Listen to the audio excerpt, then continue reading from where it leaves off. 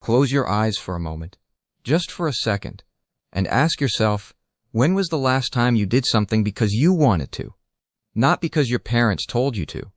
Not because your boss approved it. Not because society clapped for it. When was the last time you listened to that quiet, burning voice deep inside your chest that said, "This is who I am," and you actually listened? Because here is what nobody tells you.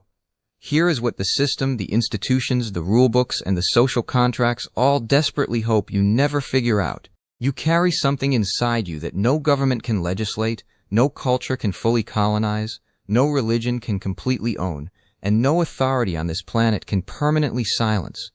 It is not your talent, it is not your intelligence, it is not even your willpower, it is your soul. And your soul, your raw, untamed, unfiltered human soul, is the single most ungovernable force that has ever existed on the face of this earth. Think about that.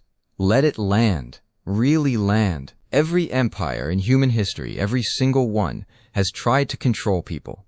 The Romans tried with bread and circuses. The monarchies tried with divine right. The colonizers tried with chains and erasure. The corporations today try with algorithms and dopamine. And every single time, without exception, something in the human spirit refused. Something said no. Something rose. Why? Why does this keep happening? Why, after thousands of years of oppression, manipulation, and control, does the human soul keep surviving, keep resisting, keep creating, keep dreaming? What is that thing? What is that fire that simply will not go out? Let me tell you what society actually is. Society is a story, a collective agreement, a shared hallucination that we have all decided to participate in together. And there is nothing wrong with that, until the story starts telling you who you are allowed to be, until the agreement becomes a cage, until the hallucination becomes your prison.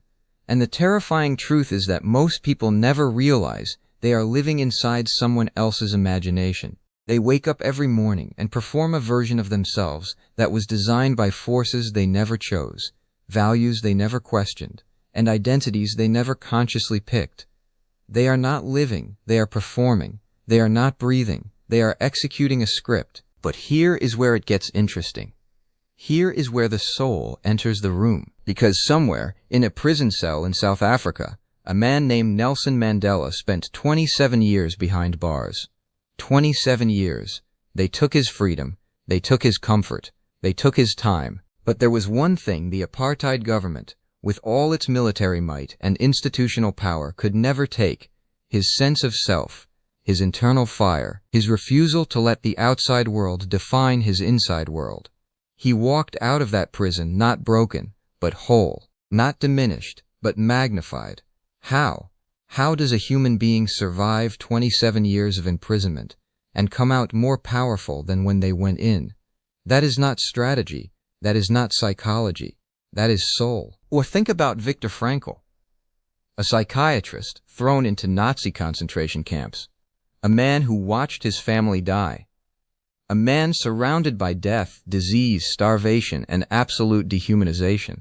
And in the darkest corner of the darkest moment in modern human history, he discovered something so profound, so shocking, that it changed psychology forever. He said, and I need you to hear this, he said that everything can be taken from a man but one thing: the last of the human freedoms, the freedom to choose his attitude in any given set of circumstances, the freedom to choose his own way. Do you understand what he is saying?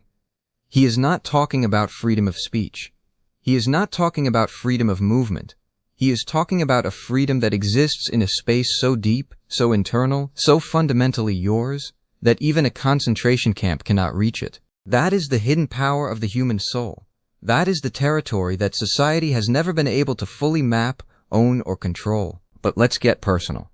Let's get uncomfortably close to home. How many of you have felt something, a passion, a dream, a calling, that you buried? How many of you heard that inner voice that said, "I want to paint, I want to write, I want to travel, I want to change everything," and then heard the louder, external voice that said, "Be realistic, be responsible, be normal," and you chose the external voice?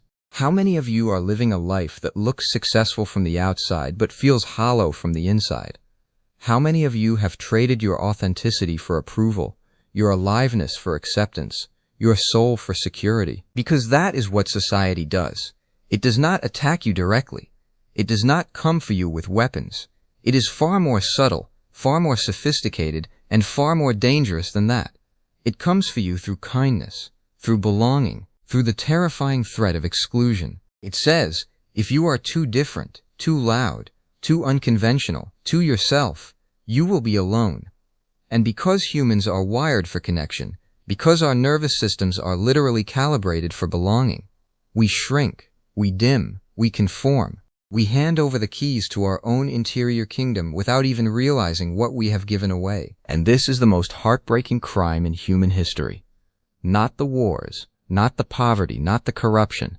The most heartbreaking crime is the billions of human beings who died, who will die, having never fully expressed what was actually inside them, having never let their soul breathe. But here is what fascinates me. Here is what keeps me up at night and fills me with absolute awe. The soul does not cooperate with its own suppression. Have you noticed that? The more you push it down, the louder it gets. The more you deny it, the more violently it demands to be heard. It shows up as restlessness, as chronic dissatisfaction with a life that looks fine on paper, as the 3 a.m. feeling when you lie awake knowing, just knowing, that something is missing, as the strange grief you feel at other people's funerals when you suddenly confront your own unlived life. The soul is not passive. The soul is relentless. It will haunt you. It will chase you through decades of distraction, addiction, achievement, and accumulation. It will wait. It is the most patient thing in the universe and the most persistent. It will wait your entire life if it has to. But it never stops knocking. Think about every great revolution in history. Think about every moment when the arc of history bent toward justice. Who caused those moments? Was it the institutions? Was it the systems? Was it the powerful people in comfortable rooms making comfortable decisions? No. Every single revolution, every moment of profound human change, was ignited by a soul that refused to accept the story it was given. A soul that looked at the world as it was and said, "This is not how it has to be." Rosa Parks sitting on a bus was not a political strategy. It was a soul saying, "I will not perform my own diminishment anymore." A 19-year-old student standing in front of a tank in Tiananmen Square was not a calculated act.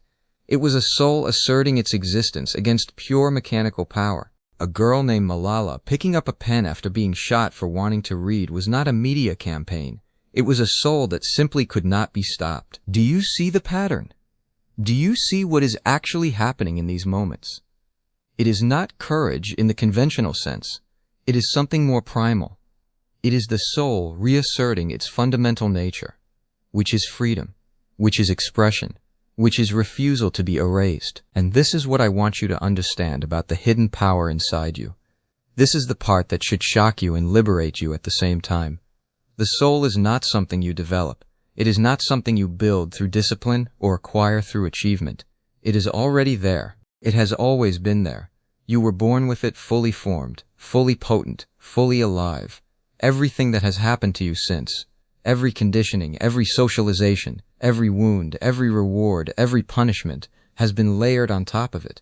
But it is still there, underneath everything, unchanged, undiminished, waiting. The question, the only question that matters, is whether you will have the radical courage to excavate it, whether you will do the terrifying work of removing what is not you to discover what is, whether you will risk the disapproval, the confusion of people who thought they knew you, the discomfort of shedding an identity that no longer fits, to find the one that was always yours. Because here is the thing about authenticity that nobody warns you about. It is not comfortable. It is not a warm bath. Living from your soul is one of the most disruptive, disorienting, socially inconvenient things a human being can do. When you start living from your actual self instead of your performed self, people will be confused. They will be threatened. They will call it a phase, a crisis, a breakdown. Because your awakening holds a mirror up to their own unlived life. Your freedom reminds them of their cage, and that is deeply uncomfortable for everyone who has chosen the cage. But the alternative is a slow death that looks like a successful life.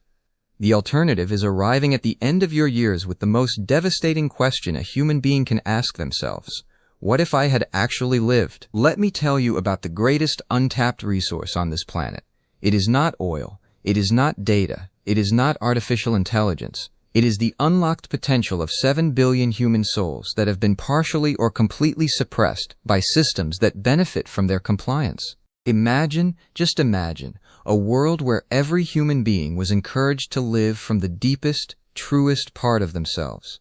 The art that would exist, the solutions that would be found, the love that would be expressed, the problems that would disappear. Because most of the world's problems are not resource problems, they are soul problems. They are what happens when human beings, disconnected from their own deepest nature, make decisions from fear, from ego, from the desperate hunger for control that comes from having lost contact with the only thing that was ever truly theirs. So what do we do with this? How do we actually access this power that I am telling you is already inside you? You start by getting quiet enough to hear it.